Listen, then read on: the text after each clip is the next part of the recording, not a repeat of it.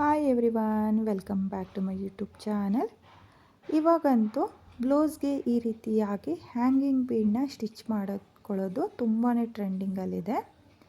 ನೀವೇ ಮನೆಯಲ್ಲಿ ನಿಮ್ಮ ಬ್ಲೌಸ್ಗಳಿಗೆ ಈಸಿಯಾಗಿ ಯಾವ ರೀತಿಯಾಗಿ ಹ್ಯಾಂಗಿಂಗ್ ಬೀಡನ್ನ ಸ್ಟಿಚ್ ಮಾಡೋದು ಅಂತ ತೋರಿಸ್ತೀನಿ.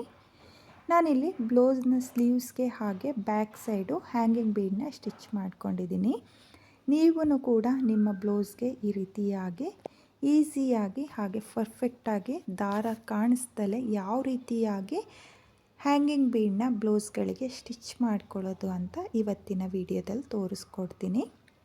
ನೀವು ಟೈಲರ್ಗೆ ಈ ರೀತಿಯಾಗಿ ಹ್ಯಾಂಗಿಂಗ್ ಬೀಡನ್ನ ಸ್ಟಿಚ್ ಮಾಡಿಕೊಡಿ ಅಂದರೆ ಅವರು ಹ್ಯಾಂಗಿಂಗ್ ಬೀಡನ್ನ ತಗೊಬಂದು ಸ್ಟಿಚ್ ಮಾಡೋದಕ್ಕೆ 400 to 500 ಚಾರ್ಜ್ ಮಾಡ್ತಾರೆ. ನಿಮ್ಮ ಬ್ಲೌಸ್ಗೆ ನೀವೇ ಸ್ವಲ್ಪ ಅಮೌಂಟನ್ನ ಖರ್ಚು ಮಾಡಿಕೊಂಡು ಈ ರೀತಿಯಾಗಿ ಮನೆಯಲ್ಲೇ ಈಸಿಯಾಗಿ ನಿಮ್ಮ ಬ್ಲೌಸ್ಗಳಿಗೆ ಹ್ಯಾಂಗಿಂಗ್ ಬೀಡ್ಗಳನ್ನ ಸ್ಟಿಚ್ ಮಾಡ್ಕೊಳ್ಳಿ. ಬನ್ನಿ ಇವಾಗ ಈ ರೀತಿಯಾಗಿ ಪರ್ಫೆಕ್ಟಾಗಿ ಹ್ಯಾಂಗಿಂಗ್ ಬೀಡನ್ನ ಯಾವ ರೀತಿ ಸ್ಟಿಚ್ ಮಾಡೋದು ಅಂತ ತೋರಿಸ್ತೀನಿ. ಹಾಗೆ ಎಲ್ಲೂ ಕೂಡ ವಿಡಿಯೋನ ಸ್ಕಿಪ್ ಮಾಡೋಕ್ಕೆ ಹೋಗಬೇಡಿ. ಎಷ್ಟು ಅಮೌಂಟ್ ಆಗುತ್ತೆ ನೀವು ಈ ರೀತಿಯಾಗಿ ಹ್ಯಾಂಗಿಂಗ್ ಬೀಡನ್ನ ಸ್ಟಿಚ್ ಮಾಡಿಕೊಂಡ್ರೆ ಅಂತೇಳ್ಬಿಟ್ಟು ವಿಡಿಯೋದಲ್ಲಿ ಹೇಳ್ತಾ ಹೋಗ್ತೀನಿ. ನೀವು ನೋಡ್ತಾ ಇರ್ಬೋದು, ನಾನಿಲ್ಲಿ ಒಂದು ಸ್ಲೀವ್ಸ್ಗೆ ಆಲ್ರೆಡಿ ಹ್ಯಾಂಗಿಂಗ್ ಬೀಡನ್ನ ಸ್ಟಿಚ್ ಮಾಡ್ಕೊಂಡಿದ್ದೀನಿ. ಫಿನಿಶಿಂಗು ಕೂಡ ನೋಡ್ತಾ ಇರ್ಬೋದು, ಥ್ರೆಡ್ಗಳು ಕಾಣಿಸಲ್ಲ. ಈ ರೀತಿಯಾಗಿ ನೀವು ಕೂಡ ಹ್ಯಾಂಗಿಂಗ್ ಬೀಡನ್ನ ಸ್ಟಿಚ್ ಮಾಡ್ಕೊಳ್ಳಿ. ಹಾಗೆ ಈ ಬ್ಲೌಸ್ ಬಂದು ಸ್ಕ್ಯಾಲಫ್ ಡಿಸೈನಲ್ಲಿದೆ, ಸ್ಟ್ರೈಟ್ ಇಲ್ಲ. ನೋಡ್ತಾ ಇರ್ಬೋದು, ಸ್ಕ್ಯಾಲಫ್ ಡಿಸೈನಲ್ಲಿ ಬಂದಿರೋದು. ಅದಕ್ಕೆ ಈ ರೀತಿಯಾಗಿ ನಾನು ಹ್ಯಾಂಗಿಂಗ್ ಬೀಡನ್ನ ಸ್ಟಿಚ್ ಮಾಡ್ಕೊಂಡಿದ್ದೀನಿ. ಈ ಬ್ಲೌಸ್ನ ಸೀರೆ ಬಂದು ಡಾರ್ಕ್ ಗ್ರೀನ್ ಹಾಗೆ ಲೈಟ್ ಪಿಂಕ್ ಕಲರ್ನಲ್ಲಿದೆ, ಅಂದರೆ ಬೇಬಿ ಪಿಂಕ್ ಕಲರ್ ಕಾಂಬಿನೇಷನಲ್ಲಿದೆ. ಸೀರೆಯ ಕ್ಲಾತ್ ಬಂದು ಈ ರೀತಿಯಾಗಿ ಅವರು ಡಿಸೈನ್ ಮಾಡಿಸಿದ್ದಾರೆ. ನೋಡಿ, ಈ ರೀತಿಯಾಗಿ ಮಾಡಿಸಿದ್ದಾರೆ. ಸೀರೆ ಕಲರ್ನಲ್ಲೇ ನಾನು ಬೀಡನ್ನ ಸ್ಟಿಚ್ ಮಾಡ್ಕೊಳ್ತಾ ಇದ್ದೀನಿ. ನೋಡಿ, ನಿಮಗೆ ನಿಯರ್ ಬೈ ಶಾಪಲ್ಲಿ ಈ ರೀತಿಯಾಗಿರೋ ಹ್ಯಾಂಗಿಂಗ್ ಬೀಡ್ಗಳು ಸಿಗುತ್ತೆ. ನೀವು ಈ ರೀತಿಯಾಗಿ ಹ್ಯಾಂಗಿಂಗ್ ಬೀಡನ್ನ ಸಹ ತಗೋಬೋದು, ಅಥವಾ ಬೀಡ್ಗಳನ್ನ ಸೇರಿಸ್ಕೊಂಡು ನೀವು ಸ್ಟಿಚ್ ಮಾಡ್ಕೋಬೋದು. ಹಾಗೆ ನಾನಿಲ್ಲಿ ಸ್ಟಿಚ್ ಮಾಡೋದಕ್ಕೆ ಬ್ಲೌಸ್ ಕಲರ್ ಥ್ರೆಡ್ನೇ ತೊಗೊಂಡಿದ್ದೀನಿ. ನೋಡಿ, ಈ ರೀತಿಯಾಗಿ ಮ್ಯಾಚಿಂಗ್ ಮಾಡ್ಕೊಳ್ಳಿ. ಇದು ಕಾಟನ್ ಥ್ರೆಡ್ನ ತೊಗೊಂಡಿದ್ದೀನಿ. ಈ ಟೈಲರ್ ಮಿಷಿನ್ಗೆ ಹಾಕ್ತಾರಲ್ಲ ಆ ಥ್ರೆಡ್ ಇದು. ಹಾಗೆ ನಾನಿಲ್ಲಿ ಎಮ್ಮಿಂಗ್ ಸೂಜಿನ ತೊಗೊಂಡಿದ್ದೀನಿ. ನೋಡಿ, ಇಲ್ಲಿ ಸ್ಮಾಲ್ ಸೂಜಿನ ತೊಗೊಂಡಿದ್ದೀನಿ. ಈ ಸೂಜಿಗೆ ನಾನಿವಾಗ 4 ಎಳೆ ದಾರನ ಸೇರಿಸ್ಕೊಳ್ತೀನಿ. 4 ಎಳೆ ದಾರನ ಸೇರಿಸ್ಕೊಂಡೆ ಕಟ್ಟಾಗಲ್ಲ. ಹಾಗಾಗಿ ನಾನಿಲ್ಲಿ 4 ಎಳೆ ದಾರನ ಸೇರಿಸ್ಕೊಳ್ತೀನಿ. ನೋಡಿ, ಈ ರೀತಿಯಾಗಿ 4 ಎಳೆ ದಾರನ ಸೇರಿಸ್ಕೋಬೇಕಾಗುತ್ತೆ.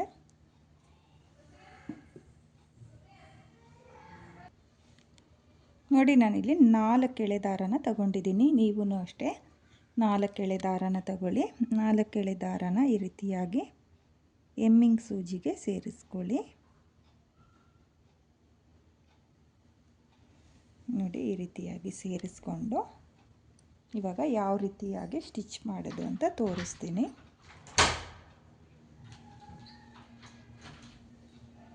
ನೋಡಿ, ಮೊದಲಿಗೆ ಈ ರೀತಿಯಾಗಿ ಸ್ಲೀವ್ಸಿಂದ ಸ್ಟಾರ್ಟ್ ಮಾಡಬೇಕು.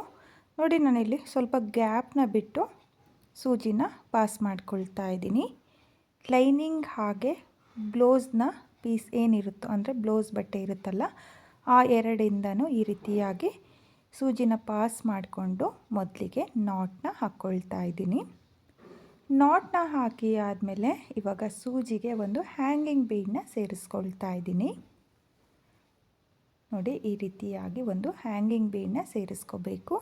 ಹ್ಯಾಂಗಿಂಗ್ ಬೀಡನ್ನ ಸೇರಿಸಿ ಆದಮೇಲೆ ಸೇಮ್ ಪಾಯಿಂಟಿಗೆ, ಅಂದರೆ ಮೊದಲಿಗೆ ಏನು ನಾಟ್ನ ಹಾಕ್ಕೊಂಡಿರ್ತೀವಲ್ಲ ಅದೇ ಪಾಯಿಂಟಿಗೆ ನೀಡಲ್ನ ಹಾಕ್ಕೋಬೇಕು. ನೋಡ್ತಾ ಇರ್ಬೋದು, ನಾನಿಲ್ಲಿ ಸೇಮ್ ಪಾಯಿಂಟಿಗೆ, ಅಂದರೆ ಇಲ್ಲಿ ಲೈನಿಂಗ್ ಹಾಗೆ ಬ್ಲೌಸ್ ಬಟ್ಟೆ ಇದೆಯಲ್ಲ ಆ ಎರಡರ ಮಧ್ಯೆ, ಅಂದರೆ ಸ್ಟಿಚ್ ಇರುತ್ತಲ್ಲ, ನೋಡ್ತಾ ಇರ್ಬೋದು, ನಾನು ಹತ್ತಿರದಿಂದನೇ ತೋರಿಸ್ತಾ ಇದ್ದೀನಿ.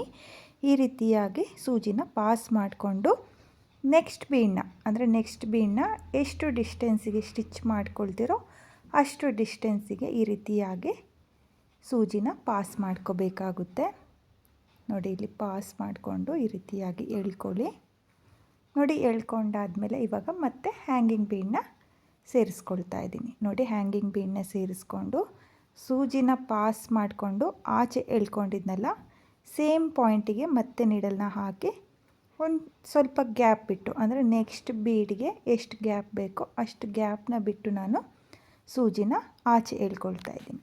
ಅಂದರೆ ಬಟ್ಟೆ ಹಾಗೆ ಲೈನಿಂಗ್ ಇರುತ್ತಲ್ಲ ಅದ್ರ ಮಧ್ಯದಿಂದ, ಅಂದರೆ ಬ್ಯಾಕ್ ಸೈಡು ದಾರ ಕಾಣಿಸ್ಬಾರ್ದು, ಫ್ರಂಟ್ ಸೈಡು ಏನು ಸ್ಟಿಚ್ ಮಾಡ್ಕೊಳ್ತೀವೋ ದಾರ ಕಾಣಿಸ್ಬಾರ್ದು ಅಂತ ಹೇಳಿಬಿಟ್ಟು ಎರಡರ ಮಧ್ಯೆ ನೀಡಲ್ನ ಪಾಸ್ ಮಾಡ್ಕೋಬೇಕು. ನೋಡಿ, ಮತ್ತು ನಾನು ಬೀಡನ್ನ ಸೇರಿಸ್ಕೊಂಡು ಸೇಮ್ ಪಾಯಿಂಟಿಗೆ, ನೋಡಿ ಸೇಮ್ ಪಾಯಿಂಟಿಗೆ ಮತ್ತೆ ಸೂಜಿನ ಸೇರಿಸ್ಕೊಂಡು ನೆಕ್ಸ್ಟ್ ಬೀಡನ್ನ ಏನು ಸೇರಿಸ್ಕೊಳ್ತೀವೋ ನೋಡಿ ಹತ್ತಿರದಿಂದನೇ ತೋರಿಸ್ತಾ ಇದ್ದೀನಿ. ನೋಡಿ, ಎರಡರ ಮಧ್ಯೆ ಈ ರೀತಿಯಾಗಿ ಸೂಜಿನ ಹಾಕ್ಕೋಬೇಕು. ಅಂದರೆ ಲೈನಿಂಗ್ ಕ್ಲಾತ್ ಹಾಗೆ ಬ್ಲೌಸ್ ಕ್ಲಾತ್ ಇರುತ್ತಲ್ಲ, ಆ ಎರಡರ ಮಧ್ಯೆನೂ ಈ ರೀತಿಯಾಗಿ ಸೂಜಿನ ಹಾಕ್ಕೊಂಡು ದಾರನ ಎಳ್ಕೊಂಡ್ರೆ ಈ ರೀತಿಯಾಗಿ ಬೀಡ್ ಸ್ಟಿಚ್ ಆಗುತ್ತೆ. ನೋಡ್ತಾ ಇರ್ಬೋದು, ಫ್ರಂಟು ಬ್ಯಾಕು ನಾನು ನಿಮಗೆ ತೋರಿಸ್ತಾ ಇದ್ದೀನಿ. ಯಾವುದೇ ದಾರ ಕಾಣಿಸೋದಿಲ್ಲ, ಆ ರೀತಿಯಾಗಿ ಸ್ಟಿಚ್ ಅನ್ನೋದು ಬರುತ್ತೆ. ನೋಡಿ, ಮತ್ತೆ ನಾನು ಹ್ಯಾಂಗಿಂಗ್ ಬೀಡನ್ನ ಸೇರಿಸ್ಕೊಳ್ತಾ ಇದ್ದೀನಿ. ನಾನಿಲ್ಲಿ ಸ್ವಲ್ಪ ಗ್ಯಾಪ್ನ ಬಿಡ್ತಾ ಇದ್ದೀನಿ. ನಿಮಗೆ ಎಷ್ಟು ಡಿಸ್ಟೆನ್ಸ್ ಬೇಕು, ಅಂದರೆ ನೆಕ್ಸ್ಟ್ ಬೀಡಿಂದ ನೆಕ್ಸ್ಟ್ ಬೀಡಿಗೆ ಎಷ್ಟು ಡಿಸ್ಟೆನ್ಸಿಗೆ ಬೇಕೋ ಅಷ್ಟು ಡಿಸ್ಟೆನ್ಸಿಗೆ ಒಂದೊಂದು ಬೀಡನ್ನ ಸ್ಟಿಚ್ ಮಾಡ್ಕೋಬೇಕು. ನಾನಿಲ್ಲಿ ಸ್ವಲ್ಪನೇ ಗ್ಯಾಪ್ನ ಬಿಡ್ತಾ ಇದ್ದೀನಿ, ಸ್ವಲ್ಪ ಹತ್ತಿರ ಇರಲಿ ಅಂತ ಹೇಳ್ಬಿಟ್ಟು. ಹಾಗೆ ನಾನಿಲ್ಲಿ ಮೀಡಿಯಮ್ ಸೈಜು ಹ್ಯಾಂಗಿಂಗ್ ಬೀಡನ್ನ ಸ್ಟಿಚ್ ಮಾಡ್ಕೊಳ್ತಾ ಇರೋದು. ಬಿಗ್ ಸೈಜ್ ಹ್ಯಾಂಗಿಂಗ್ ಬೀಡು ಸಹ ಸಿಗುತ್ತೆ. ನಾನಿಲ್ಲಿ ಮೀಡಿಯಮ್ ಸೈಜಲ್ಲಿ ಸೀರೆ ಕಲರ್ನಲ್ಲಿ ಬ್ಲೌಸಿಗೆ ಹ್ಯಾಂಗಿಂಗ್ ಬೀಡನ್ನ ಸ್ಟಿಚ್ ಮಾಡ್ಕೊಳ್ತಾ ಇದ್ದೀನಿ. ನೋಡ್ತಾ ಇರ್ಬೋದು, ಇಷ್ಟು ಗ್ಯಾಪು. ನೋಡಿ, ನಾನಿಲ್ಲಿ ಸ್ವಲ್ಪನೇ ಗ್ಯಾಪ್ನ ಬಿಟ್ಟು ಹ್ಯಾಂಗಿಂಗ್ ಬೀಡನ್ನ ಸ್ಟಿಚ್ ಮಾಡ್ಕೊಳ್ತಾ ಇದ್ದೀನಿ. ಇವಾಗ ಮತ್ತೆ ಬೀಡನ್ನ ಸೇರಿಸ್ಕೊಳ್ತಾ ಇದ್ದೀನಿ.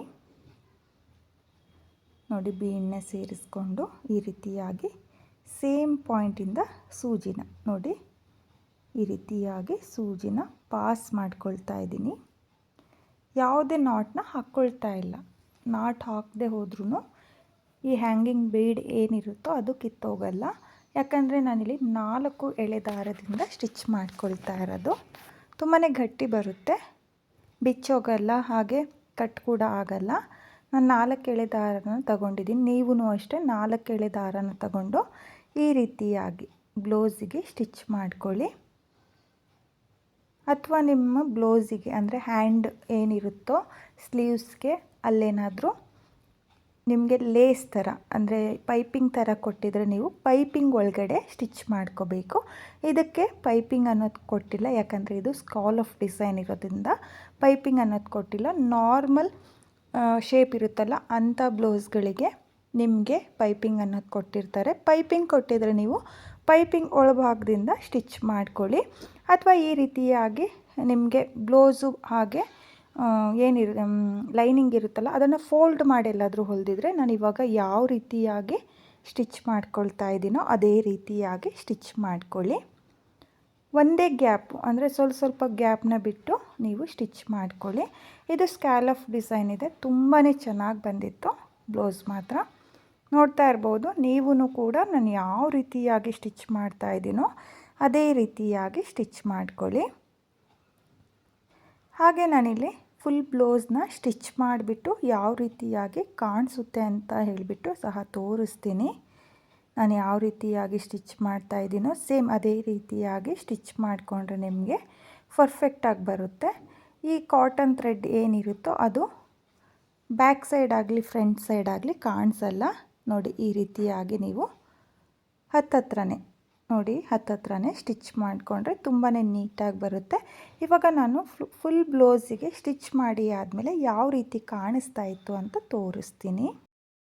ನೋಡಿ, ನಾನಿಲ್ಲಿ ಕಂಪ್ಲೀಟ್ ಮಾಡ್ಕೊಂಡಿದ್ದೀನಿ ಸ್ಟಿಚ್ ಮಾಡಿಕೊಂಡು. ಹಾಗೆ ನಾನಿಲ್ಲಿ ಬ್ಲೌಸ್ನ ಬ್ಯಾಕ್ ಸೈಡು ಕೂಡ ಸ್ಟಿಚ್ ಮಾಡ್ಕೊಂಡಿದ್ದೀನಿ. ಬ್ಯಾಕ್ ಸೈಡು ಈ ರೀತಿಯಾಗಿ ಡಿಸೈನ್ ಮಾಡಿಸಿದ್ರು. ಹಾಗೆ ಪೈಪಿಂಗ್ ಇತ್ತು, ಪೈಪಿಂಗಲ್ಲಿ ನಾನು ಪೈಪಿಂಗ್ ಕಲರ್ ಥ್ರೆಡ್ನೇ ತಗೊಂಡು ಸ್ಟಿಚ್ ಮಾಡ್ಕೊಂಡಿದ್ದೀನಿ. ನೀವು ಅಷ್ಟೇ ಯಾವ ಬ್ಲೌಸಿಗೆ ಈ ರೀತಿಯಾಗಿ ಹ್ಯಾಂಗಿಂಗ್ ಬೀಡನ್ನ ಸ್ಟಿಚ್ ಮಾಡ್ಕೊಳ್ತೀರೋ ಅದೇ ಕಲರ್ ಕಾಟನ್ ಥ್ರೆಡ್ನ ತಗೊಂಡು ನೀವು ಹ್ಯಾಂಗಿಂಗ್ ಬೀಡ್ಗಳನ್ನ ಸ್ಟಿಚ್ ಮಾಡ್ಕೊಳ್ಳಿ. ನೋಡಿ, ಪೈಪಿಂಗ್ ಕಲರ್ನಲ್ಲಿ ನಾನು ಕಾಟನ್ ಥ್ರೆಡ್ನ ತಗೊಂಡು ಬ್ಯಾಕ್ ಸೈಡ್ ಸ್ಟಿಚ್ ಮಾಡ್ಕೊಂಡಿದ್ದೀನಿ. ಹಾಗೆ ಹ್ಯಾಂಡ್ಗೆ ನೋಡಿ, ಸ್ಲೀವ್ಸ್ಗೆ ಬ್ಲೌಸ್ ಕಲರ್ ಏನಿದೆಯೋ ಗ್ರೀನ್ ಕಲರ್ ಥ್ರೆಡ್ನ ತಗೊಂಡು ನಾನು ಹ್ಯಾಂಗಿಂಗ್ ಬೀಡನ್ನ ಸ್ಟಿಚ್ ಮಾಡ್ಕೊಂಡಿದ್ದೀನಿ. ನೀವು ನೋಡ್ತಾ ಇರ್ಬೋದು ತುಂಬಾ ಚೆನ್ನಾಗಿ ಕಾಣಿಸ್ತಾ ಇದೆ. ನಾನು ಹತ್ತತ್ರನೇ ಸ್ಟಿಚ್ ಮಾಡಿರೋದ್ರಿಂದ ತುಂಬಾ ನೀಟಾಗಿ ಬಂದಿದೆ. ಸ್ಕ್ಯಾಲಫ್ ಡಿಸೈನು, ಈ ಬ್ಲೌಸು ವೇರ್ ಮಾಡಿದರೆ ನಿಮಗೆ ಸ್ಕ್ಯಾಲಫ್ ಡಿಸೈನಲ್ಲೇ ಹ್ಯಾಂಗಿಂಗ್ ಬೀಡ್ ಬರುತ್ತೆ. ತುಂಬಾ ಚೆನ್ನಾಗಿ ಕಾಣಿಸ್ತಾ ಇದೆ ಫ್ರೆಂಡ್ಸ್. ನೀವೂ ಕೂಡ ಇದೇ ರೀತಿಯಾಗಿ ಈಸಿಯಾಗಿ ಹ್ಯಾಂಗಿಂಗ್ ಬೀಡ್ಗಳನ್ನ ಸ್ಟಿಚ್ ಮಾಡ್ಕೊಳ್ಳಿ. ತುಂಬಾ ನೀಟಾಗಿ ಬರುತ್ತೆ, ನೀಟ್ ಫಿನಿಶಿಂಗ್ ಬರುತ್ತೆ. ಥ್ರೆಡ್ಗಳು ಗಂಟು ಹಾಕೋದಾಗಲಿ ಏನೇ ಮಾಡೋದಾಗಲಿ ಆಗಲ್ಲ, ಮತ್ತು ಕಿತ್ತೋಗೋ ಚಾನ್ಸ್ ಕೂಡ ಇರಲ್ಲ. ತುಂಬಾ ನೀಟಾಗಿ ಬರುತ್ತೆ ಫ್ರೆಂಡ್ಸ್. ನಾನು ಯಾವ ರೀತಿಯಾಗಿ ಸ್ಟಿಚ್ ಮಾಡಿದ್ದೀನೋ ಅದೇ ರೀತಿಯಾಗಿ ನೀವು ಸ್ಟಿಚ್ ಮಾಡ್ಕೊಳ್ಳಿ. ಹಾಗೆ ಅರೌಂಡ್ ನಿಮಗೆ 150ಇಂದ 250ವರೆಗೂ ನಿಮಗೆ ಬೀಡ್ ಪ್ರೈಸ್ ಆಗುತ್ತೆ. ನೀವು ನೋಡ್ಕೊಳ್ಳಿ, ನಿಮ್ಮ ಸೈಜಸ್ ಮೇಲೆ ಡಿಪೆಂಡ್ ಆಗುತ್ತೆ ಬೀಡು ಎಷ್ಟಾಗುತ್ತೆ ಅಂತೇಳ್ಬಿಟ್ಟು. ತುಂಬಾ ಚೆನ್ನಾಗಿದೆ. ಈ ರೀತಿಯಾಗಿ ನೀವು ಕೂಡ ನಿಮ್ಮ ಬ್ಲೌಸಸ್ಗಳಿಗೆ ಈಸಿಯಾಗಿ ಹ್ಯಾಂಗಿಂಗ್ ಬೀಡ್ಗಳನ್ನ ಸ್ಟಿಚ್ ಮಾಡ್ಕೊಳ್ಳಿ. ಹಾಗೆ ಇವತ್ತಿನ ಈ ವಿಡಿಯೋ ನಿಮಗೆಲ್ಲ ಇಷ್ಟ ಆಗಿದೆ ಅಂದ್ಕೊಂಡಿದ್ದೀನಿ. ಇಷ್ಟ ಆಗಿದ್ದರೆ ಯಾರು ನನ್ನ ವಿಡಿಯೋನ ನೋಡ್ತಾ ಇದ್ದೀರೋ, ನನ್ನ ಚಾನಲ್ನ ಸಬ್ಸ್ಕ್ರೈಬ್ ಮಾಡ್ದಲೇ ನೋಡ್ತಾ ಇದ್ದರೆ ನನ್ನ ಚಾನಲ್ನ ಸಬ್ಸ್ಕ್ರೈಬ್ ಮಾಡ್ಕೊಳ್ಳಿ. ಹಾಗೆ ನನ್ನ ವಿಡಿಯೋಗೆ ಒಂದು ಲೈಕ್ನ ಕೊಡೋದನ್ನು ಮಾತ್ರ ಮರಿಬೇಡಿ. ಹೊಸಬ್ರು ಯಾರಾದರೂ ನನ್ನ ವಿಡಿಯೋನ ನೋಡ್ತಾ ಇದ್ದರೆ ನನ್ನ ಚಾನಲ್ನ ಸಬ್ಸ್ಕ್ರೈಬ್ ಮಾಡಿಕೊಂಡು ಸಪೋರ್ಟ್ ಮಾಡಿ. ಹಾಗೆ ಇವತ್ತಿನ ಈ ವಿಡಿಯೋ ಹೇಗಿದೆ ಅಂತ ಹೇಳ್ಬಿಟ್ಟು ಕಾಮೆಂಟ್ನ ಮಾಡಿ ಶೇರ್ ಮಾಡಿ. Thank you friends. Thank you for watching.